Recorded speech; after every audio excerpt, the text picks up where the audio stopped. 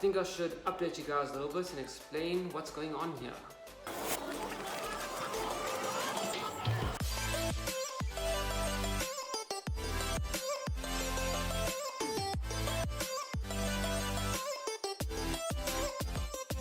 So, we ended up finishing up the garden at the house that I was staying at. We varnished all the wood, we put all the wood together and made a planter bed. We finished off the side fences, the planter beds, everything was done. The region we were staying in caught on fire. Yes, we caught on fire, and yes, everyone was okay, so don't worry. But thank you for your concern. Anyway, caught on fire. Everything was okay after that. Then it rained for about 3 weeks straight, which was quite insane. Then on Saturday, we ended up going to Tierkop. We went on a hike. We went to go look at some Drosera out there, some Drosera Lycia and Venusta and Utricularia biscumata. We just feel so unfit. And Courtney's knee is really sore because she hurt her knee while we were snowboarding. She like twisted it. And it's been sore for about a year now. Like this time last year is when she hurt it.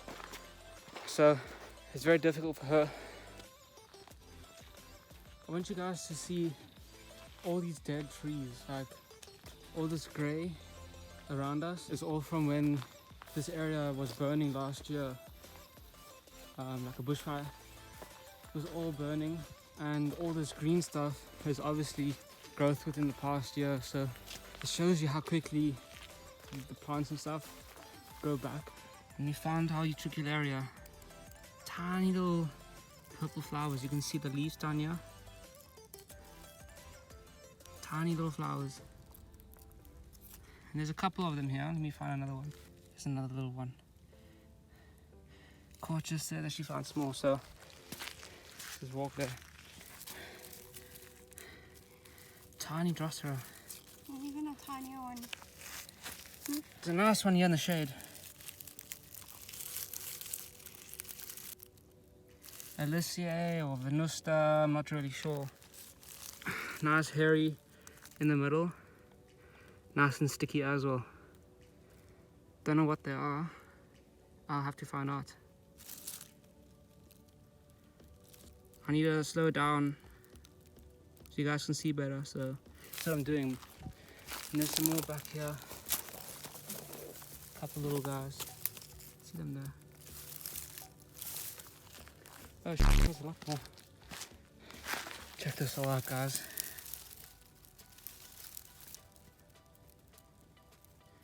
See these colonies. Court just said she found some more. But all along here you can see them all. Check them. These old flowers, yeah. See if there's any seeds in here. No, there's no seeds. These ones are so tiny! Yeah, they are. And you got some old flowers up here. Right in front of the camera. Such a small form, eh? Oh my god, you shocked your eyes. Yeah.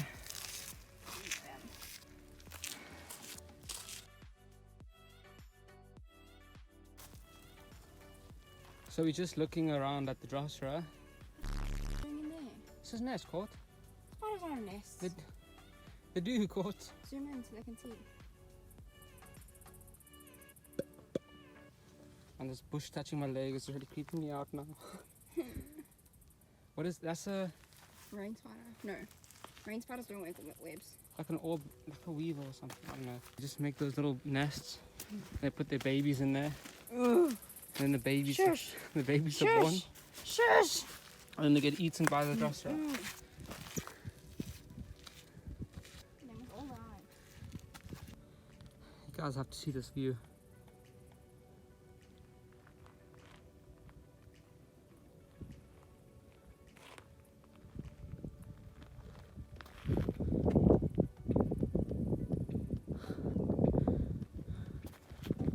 All this burnt up stuff. Wow, look at the mountains.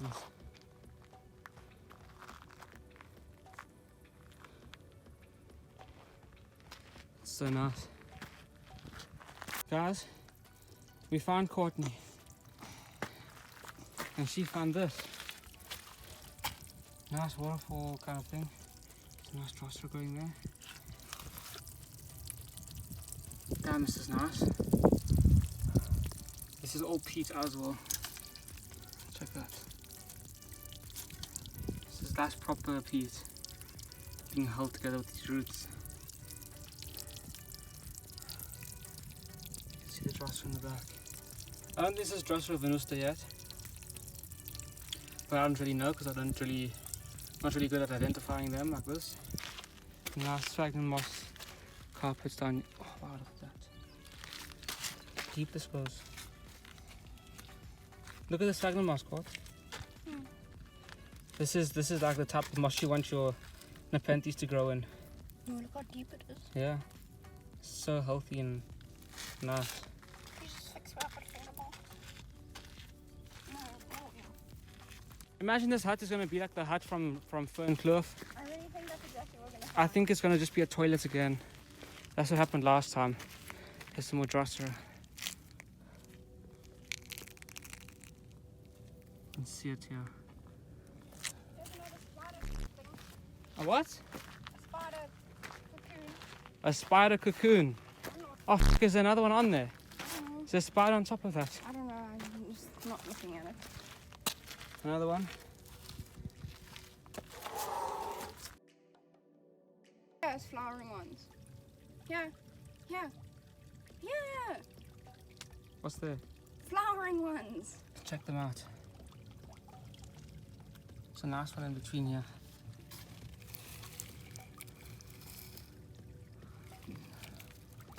And looks like they've flowered already. In the same type of peaty soil.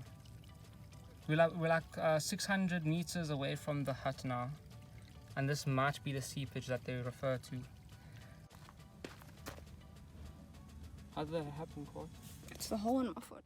But anyway, finished up the hike, came back home, then we started packing our bags to go to Australia.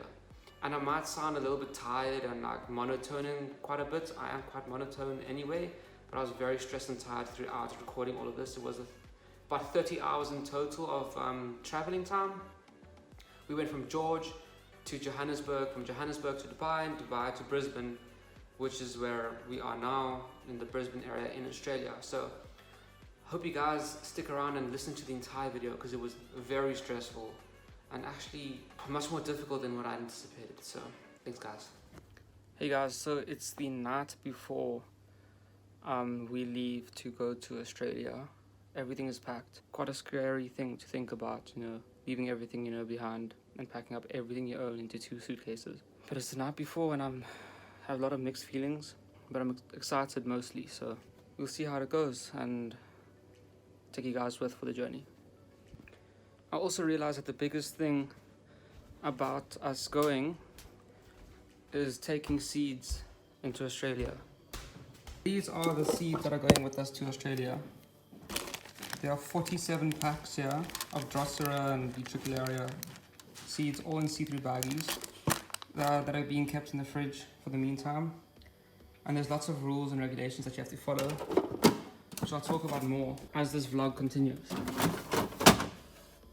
But this is where they're staying for the night.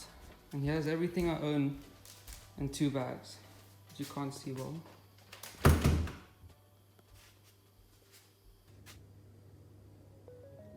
Let's go.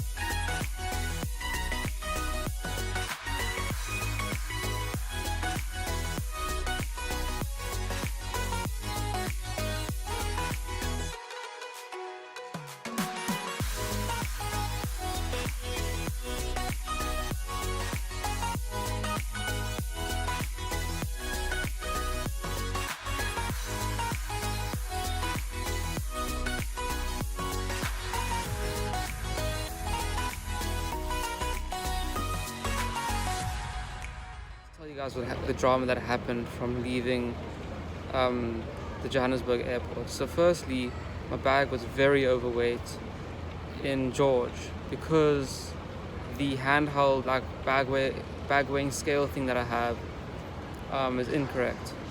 So that my bags were 12 kilograms overweight because the domestic flights, apparently the baggage can only be at 20 kilograms. So we were going on the international standard, which was 23. So that was really like 13 kilos overweight. And then when I got it to Johannesburg, I still had obviously that 6 kilogram difference, which was a difference of 6 kilograms, obviously 6 or 7 kilograms baggage weight difference that I had to pay for. So that turned out to be 2,000 rand for 2 bags or 1,000 rand for 1 bag.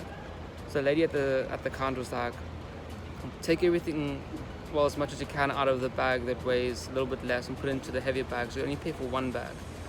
So then I'm rushing now to go take this bag and cut the bag open because we had wrapped it, and then we take that bag and then we filled it up. Took out enough weight and filled up the other bag.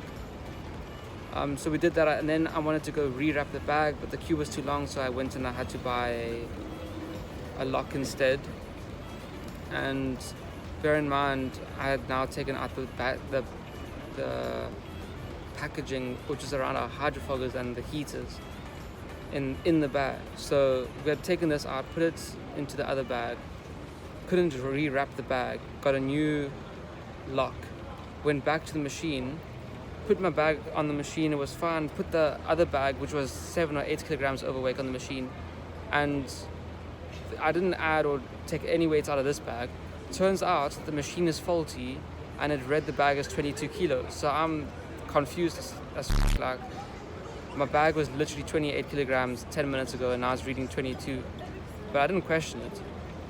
So the lady's like, oh, you managed to take out weight from this bag too? And I didn't want to say yes because, you know, the wrapping was still on. Obviously I hadn't opened it, and I was like, yes.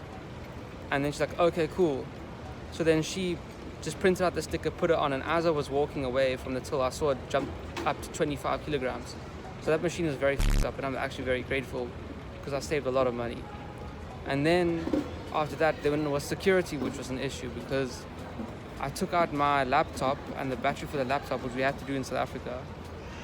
And then the bag goes through security and they're like, what's in your bag? What's in your bag? I'm like, I don't know, batteries, headphones, and, you know, chargers.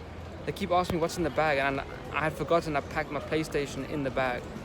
So they keep questioning what's in the bag. I'm like, I don't know what's in the bag. I can unpack the whole thing for you if you want.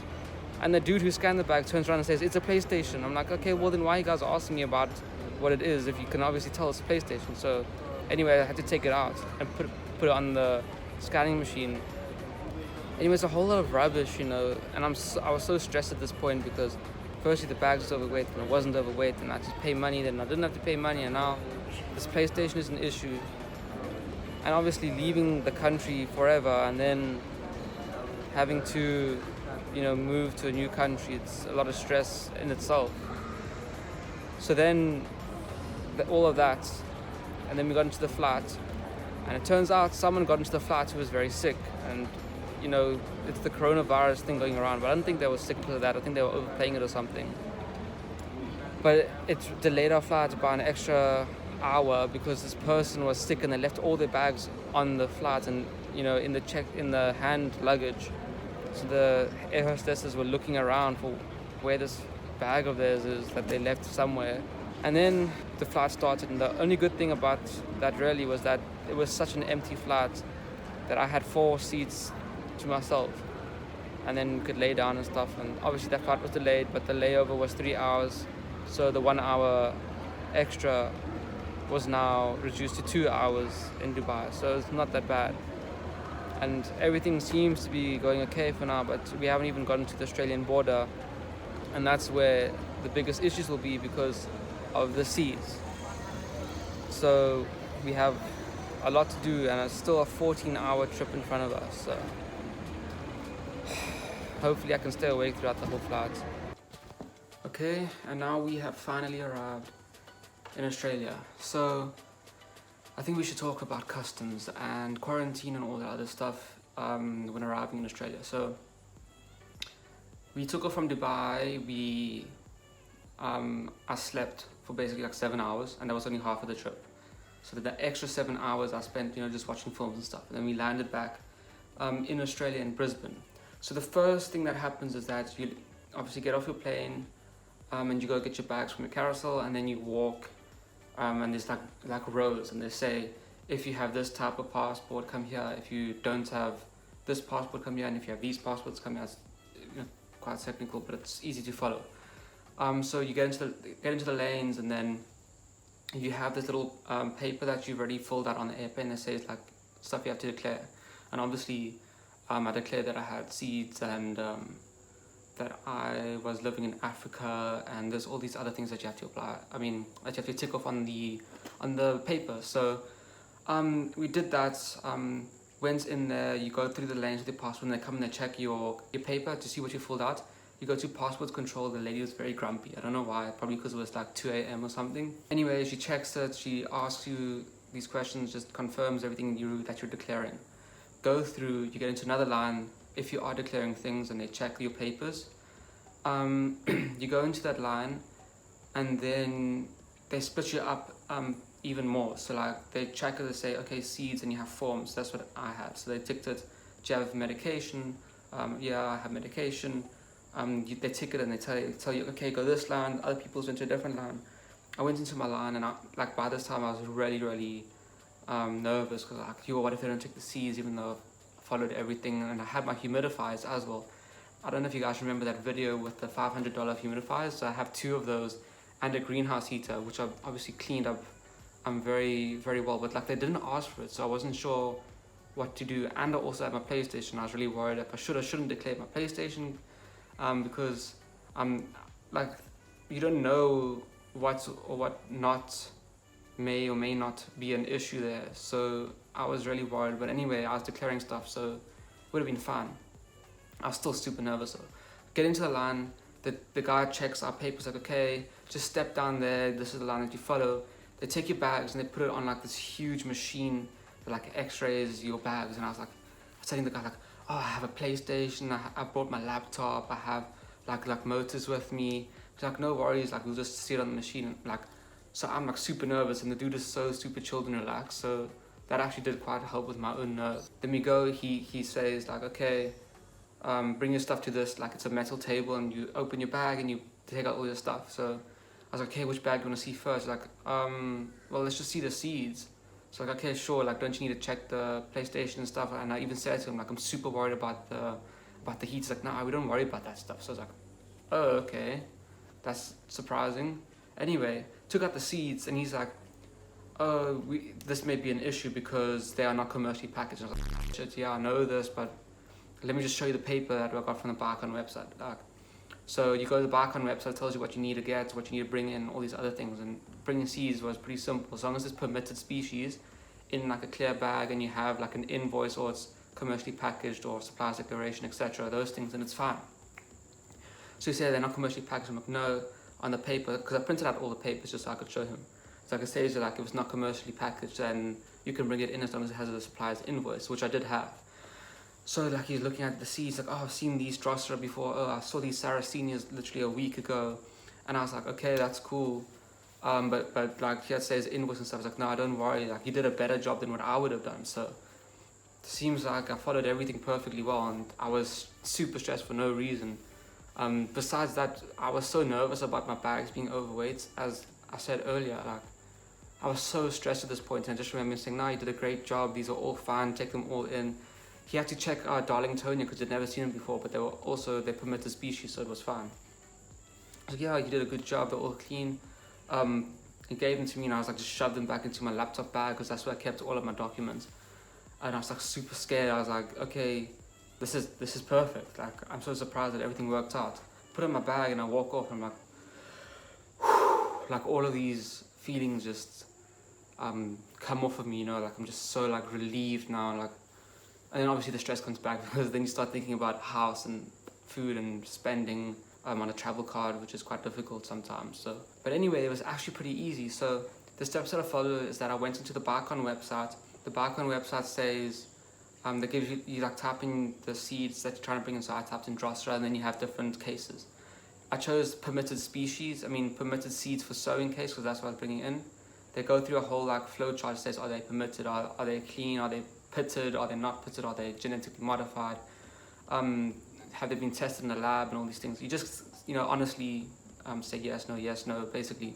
At the end it says, okay, this is what you need to follow. You need a supplier's declaration or an invoice. So I had an invoice. Mine were all in plastic sleeves. I'll show you. I have 47 packs here, and they're all, I think this is backwards for you guys, yeah. So this is plastic, and then you can see the seeds there. They're all clean and everything like that. So they have to be in see-through bags so they can see them nicely. And I labeled them just so I could put the corresponding numbers on the labels onto the invoice, so it makes it easier for them to identify. Anyway, got them all in, super happy about that. Just follow the Barcon rules. It's super simple, declare it, and literally there was no issues, so all the stress was fine. But the next thing to stress about was the SIM card and a bank account and finding a house, obviously, and getting food and all that stuff. So I'm staying at one of my friend's house here. Just an apartment, just staying for like about a month and a half or something until I can find a place that works. Obviously I need to find a place that has like a small garden or something, so I can grow some plants, because I want to be able to sell seeds, sell some plants, and share with you guys the plants that I have, and share information. I can't really do that if I don't have any plants to grow. So, but I'm glad I'll be able to share this journey with you guys.